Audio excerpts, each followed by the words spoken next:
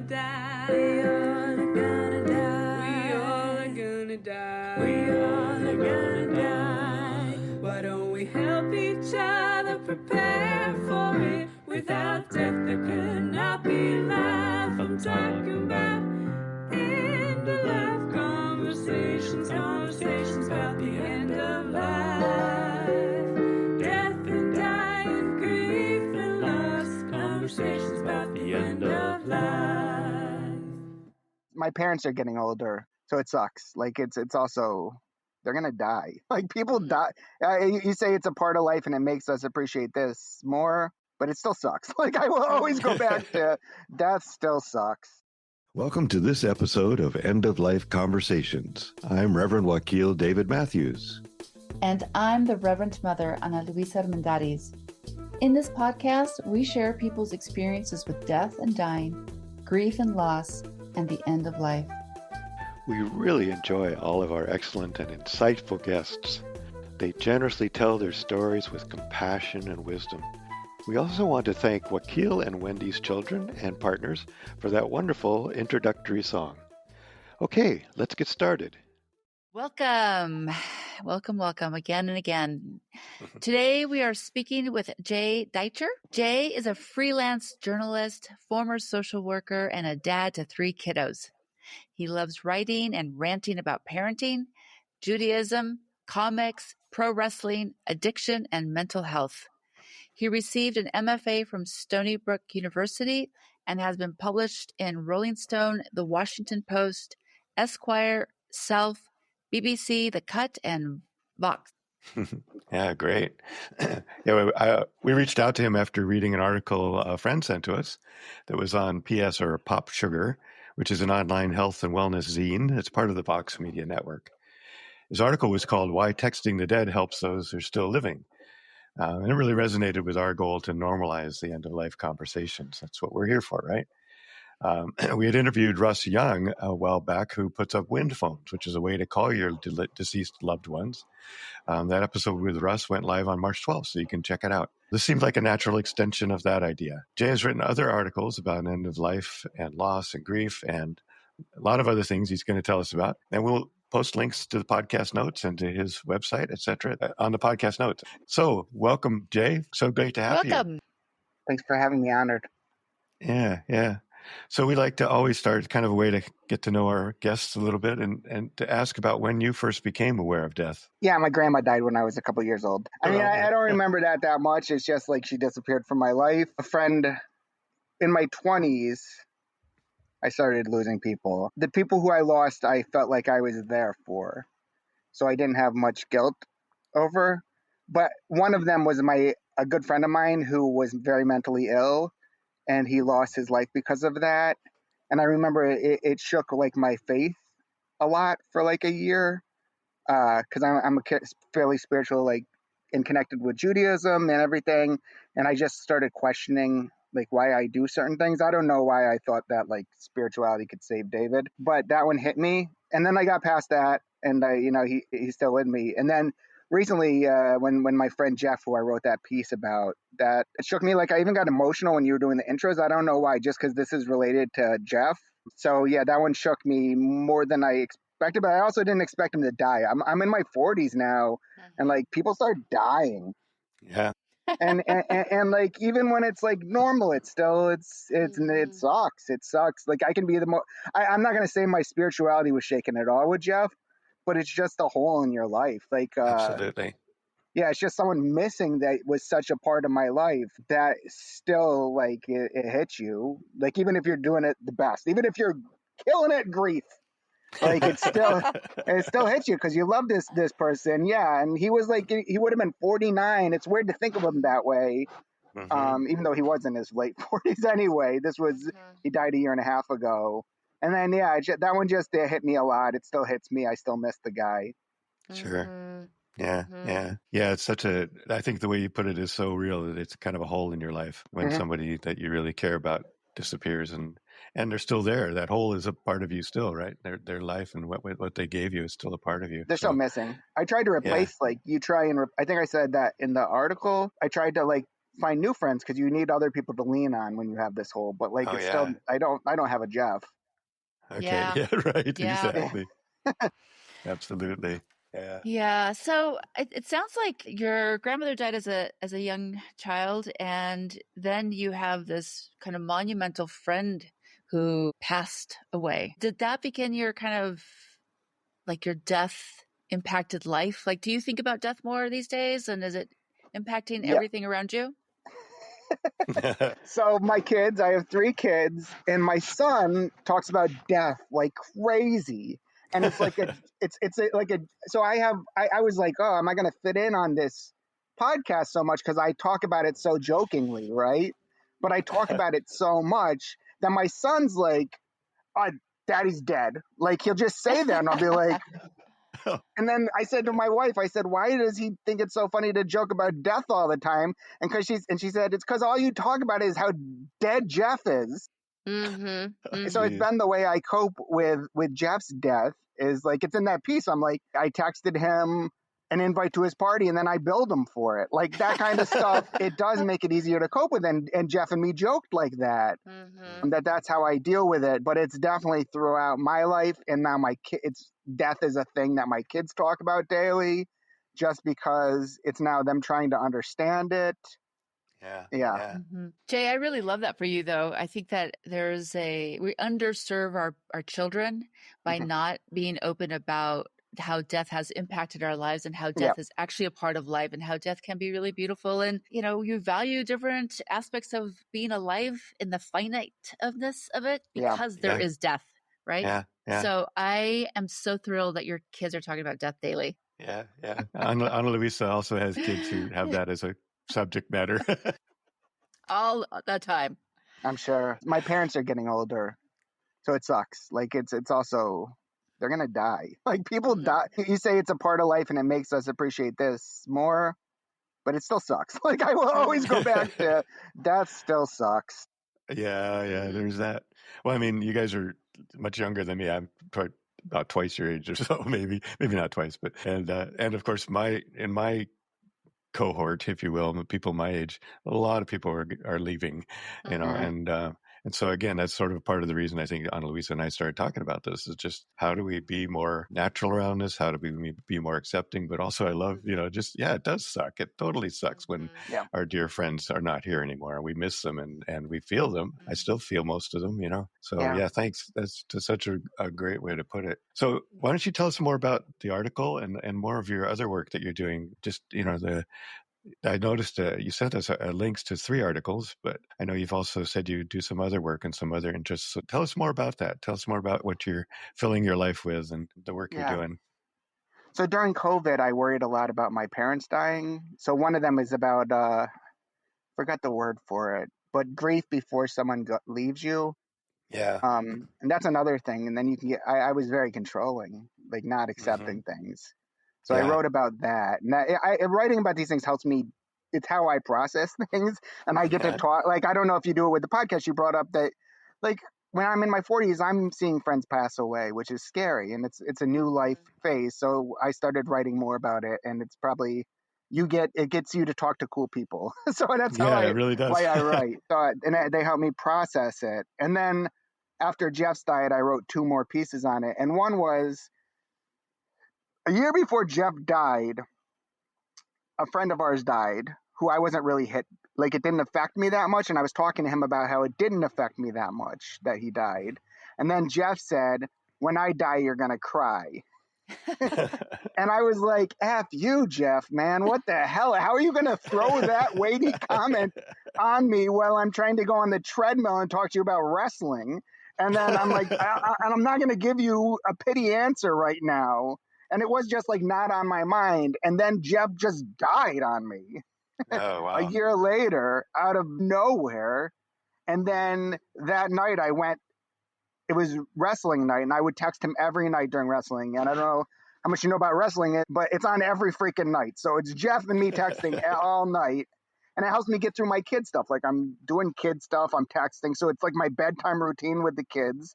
And Jeff's not on the other line. And I just broke down. And I think I was on the kitchen floor chopping something up or making dinner for my kids with tears running down my face, just with the fact I couldn't text Jeff and like he wasn't there. And then it was like, F you, Jeff, you called it. and so I started texting him, and I definitely was. It didn't like soothe the pain texting him that night the whole time, and it wasn't like I thought he was texting me back or anything, but it gave me. It was the whole like I didn't have anyone to text with, so I texted him. Then it became sort of like I was, and this is what the Pop Sugar piece was about. I was sort of scolding him at times for how unhealthy he was. I think he existed mainly on pork and shellfish. Is it a heart attack that took him out? I don't even know what took him out. He was unhealthy. In many ways, another thing that Wakil, I think, did I say your name right? I'm sorry. Yeah, you got it. Yep. Yeah. One thing that happens when you start watching your peers die is it's also a reflection of you. So then it was also, and that's scary. We were talking about the finiteness of life. So in many ways, Jeff, I think, was a reflection of a lot of our friends of like what could have happened because he wasn't married. And I don't want to say marriage saved my life, but it did get me to like, it was sort of like, F you, Jeff, you left us behind. Like, I know if I die, I'm going to leave a lot of people behind. And they do make me sort of take care of myself a little more.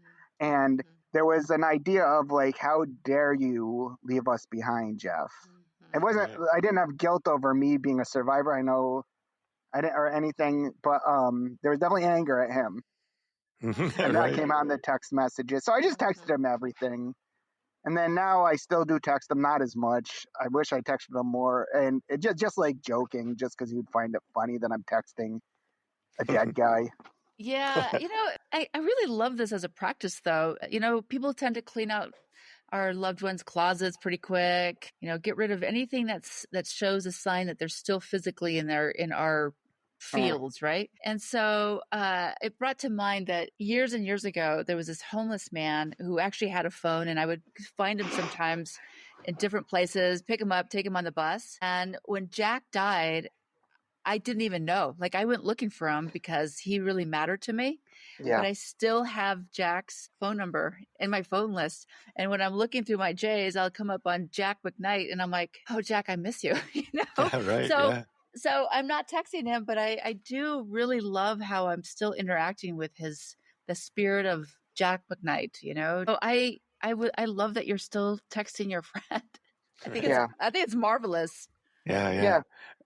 And I like the recognition of the anger, really, being upfront about that. Because, certainly pisses you off sometimes when somebody, how dare you do that to me, right? So, it's very, very important to acknowledge, I think, for people and let people know. I mean, that's the reason we do this, to kind of make sure everybody knows that all these things are normal. It's normal to be pissed off. It's normal to be to retreat. It's normal to think nothing matters anymore. It's all these different normal things that people feel like shouldn't be, or they try to hide, or they try to be, I'm okay now, which just isn't the way it works. So thank you for sharing that. That's so important. Yeah. All right, where are we here?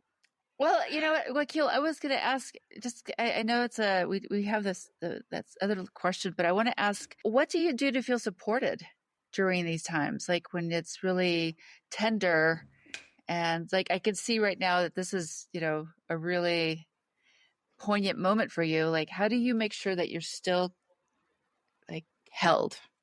So I'm a recovering alcoholic. I have 19 years sober, and Jeff was, I'm not using his last name. He was a part of that community also. So and he helped a lot more people than I did. When I say you left us all behind, it was like, I don't do much, man, to help other people. Jeff helped everyone. So I was like, what are all these people going to do now? So it did give me the opportunity to sort of reach out to people that were also friends with Jeff and mourn with them. And I think I've gotten a lot closer with some of those people. And there are some people that still would really benefit from Jeff's help that I'm not. He was a real mensch, but when you're a mensch, you got to take care of yourself. Yeah. That's right. Yeah. I love so that his power on earth has been to create more community for you too. Yeah. I think about that a lot. And I talk about Jeff a lot. Like I do, I allow myself to. And I have other friends who want to talk about Jeff a lot. Yeah. Great. That's wonderful. Yeah. Anyhow, I'm going to take a moment here. I need to leave, Jay, but blessings on your journey. May Jeff and the angels surround you and fill you with peace and thank you. righteous anger at, how dare he leave? Right. Right, exactly. Right. I'll see you soon. Ciao. All right. Yeah. Thank See you. Ana Luisa. Yeah, thank you. I really appreciate that too. I think, part of that question that we like to kind of hear is, do you have practices that you do? Or, part of your Jewish faith and prayers or anything else that has helped you kind of cope with the times when you just feel overwhelmed by this or I by do. anything? I'm very much a practicing Jew. Mhm. I don't know how much I believe, to be honest. Well. But I do things just in case a lot, and I like the community. Yeah. I do love Judaism. I like the Jewish culture. I like my community. I do have a lot of, in my journal, like I did a lot of work over the years. I burned out of social work and I found a job I really love where I feel like I do good in the world. Mhm. And so I think I have a lot of self-worth right now. Yeah, good. So like I still feel like, yeah, Jeff's gone. I miss him. But it's also inspired pieces like the Pop Sugar piece, which will hopefully help other people. Like Exactly. that's what I do is like when you had me on the show, it's like I'm just a normal dude grieving on the page. That's what it comes down to. I'm a schmucky dude grieving on the page, going through all the emotions. And maybe someone else can pick up on that because we all Absolutely. go through it. So I guess religious spiritual practices, that's all intertwined, I guess, Mhm. Mhm. including in my writing, thank God, with my self-worth. Like I think of that as connected to my religion and my spirituality also. Mhm. Yeah, Yeah. that makes sense. Yeah, great. Let's see. Tell us more. Tell us about what challenges have you run up against as you're dealing with this, or as you're maybe even in your work. Have you? Probably getting things published is a challenge, but it looks like you're doing a good job. I was going to say, and you might want to talk more about some of the articles, the one about anticipatory grief that you talked about.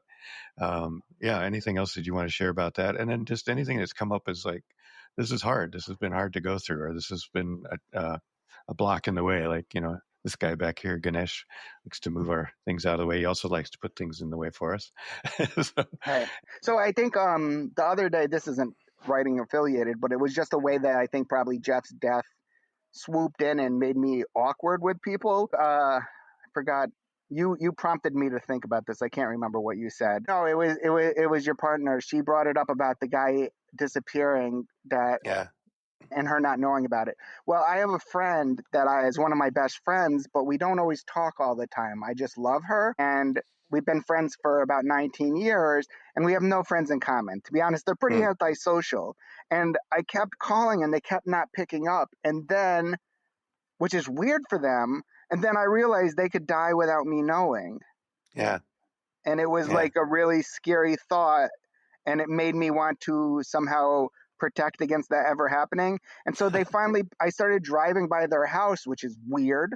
And then they finally picked up the phone the other day, and I did the horrible thing of saying, I thought you could have been dead. Like, that's not a way to start a conversation with someone. And I haven't like apologized for it. And I don't think you're allowed to be weird with friends every now and then. Yeah, that's right. But I definitely gave her a weird phone call, and she got off the phone pretty quick after I told her I thought she could have been dead. Oh, yeah. Yeah, that comes across as like Ana Luisa is saying, those kind of things are challenging to think about people, especially that we don't get a chance to be in touch with very often. Yeah. I just had somebody reach out to me who I haven't heard from in quite a while too. And, I wondered the same thing. How come I don't hear from you? What happened to you? Where'd you go? So yeah, that's definitely a challenge. Is there anything about the end of life that frightens you, that scares you about your own end of life? Oh, the whole thing scares the crap. I mean, you can't do anything about it. I said that's the anticipatory grief thing. I was trying to control my parents' behaviors when it was around COVID, and I was very paranoid, and very protective. We didn't leave the Yeah. house for years, and Wow. I wanted them to not leave their house for years. My dad's Hmm. almost 90, or he's in his 90s. I think he's almost 90.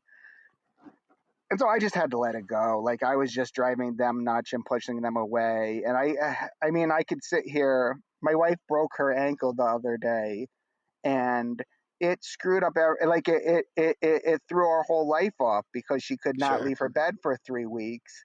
And just that is like that quick. Someone could die. Like it Yeah. could have been just these little things. Like, you could worry about my dad dying. Like, people always talk about that. Like, you can worry about that guy dying, but any of us could go at any moment. I try.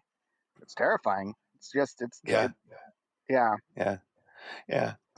And the I didn't get to read that yet. I want to read it. The anticipatory grief article. Can you tell us a little bit more about what what came up as you were writing that? As I far think as by then, normally when I'm writing about it, I've processed it a little. Like, I try not to bleed out on the page when I write, because then you could just end up with like these really emotional pieces with no ending, yeah, because you're still yeah, in it. So I think I yeah, had processed a good amount of that. So what came up when I was doing it, I think that's me saying I'm letting it go and realizing other people were going through that during COVID, but it can happen a lot, I think, with a lot of sure, us. yeah, I mean, yeah, I want my kids, I think about my grandma who died when I was like 2, and I still have memories of her that are very positive, but not wow, many. So I think mhm. want to hold on to my parents as long as possible and to give my kids the time with them. Parents love grandparents. Yeah, they do. Yeah, yeah, yeah. I mean, our family is going through that. My wife has a terminal diagnosis that we had last year, right? But she's doing really well, and this is like well past what we thought would be. So there's just this sense of there's anticipatory grief, but there's also this kind of liminal space of like right now we don't know, and in fact that's always true, right? We don't know; it could all turn Right. around at any time. But it's even more present for us at this point, So my kids and Wow. I have these long conversations, like how are you doing with this? And we're all just sort of walking along, going, well, thank God for one more day, right? Right. And so that can kind of be at least for us, that's kind of been the way we processed it. We just be thankful for every day, and I guess in a way that should be every day of everybody's life. And Right. there's a Dalai Lama quote that's every day think as you wake up. Today I'm fortunate to have woken up. Right. I'm alive. I have a precious human life, and I'm not going to waste it. And so I think of that, and it's sort of how I go through my day, and I think my kids are dealing with it that way as well. So they're all grown, so they're doing their own lives, but it's a kind of it is, as you said, that sense of just, yeah, this is going to happen. And as your parents get older, and yeah, as it becomes more real, to have that kind of anticipatory grief can be overwhelming at times as well. But then I think what's important and what you mentioned is just not only letting it go, but also acknowledging it, just being with it, saying, yeah, this hurts. This feels like shit. And Yeah. I'm not looking forward to that day. Right. But also then to say, okay, I let go of it and let it be what it is. Yeah. But Thanks how for do you be sharing that. present? Like, your situation, I don't know how I would handle that. Yeah. Well, it's acceptance, one thing, and really looking at the world right now, there's I'm having a lot of practice and acceptance. The world is as crazy as it is, and there's only so much I can do about it. Right. Mostly what I can do is be loving and caring of the people in my immediate vicinity, do my best to help my community, and just make sure every day is as good as it can be.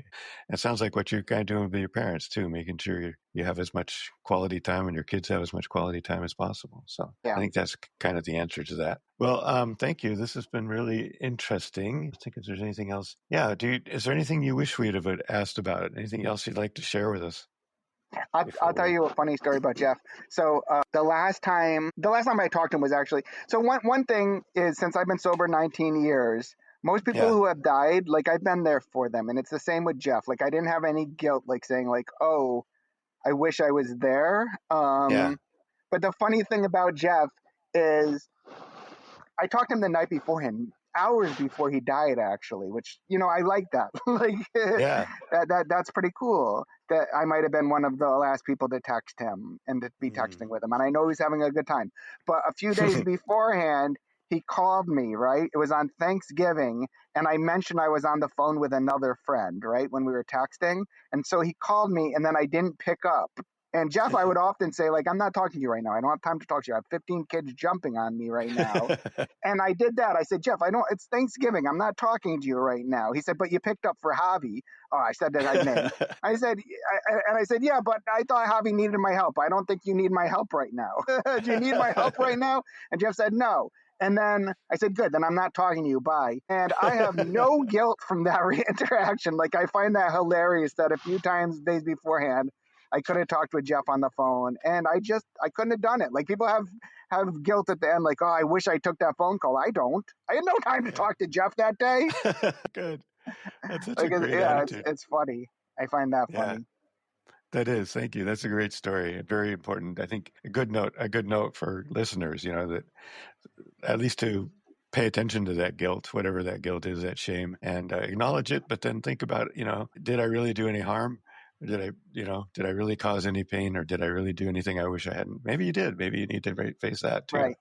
But in this case, I love the fact that this was just the way you related with him. And it was a perfect example, actually a perfect way to continue to relate to him right up to when he's gone. Right. It's true. We were bickering all the way. And even afterward. Yeah. You're still doing it. Yeah. Which is really sweet. Really great. Well, I really appreciate that. Thanks so much for taking the time to share with us, share your story. And it's been Thanks for having me. really sweet, really enlightening in many ways. Do you want to read the quote that you gave us from Larry David, or you want me to read it? You can read it. I don't have it on me. Okay. All right. Yeah. So thank you. This is a really funny quote too. One thing I want to just say, get from this whole thing is this wonderful sense of humor that you have, and the sense of the absurd, maybe, that you carry along with this, the acknowledgement of your grief and knowledge of what you need to deal with. So thank you so much for that as well. So yeah, we'll just finish up with this quote from Larry David. Talking about his friend Richard Lewis. He says, he was the sweetest guy.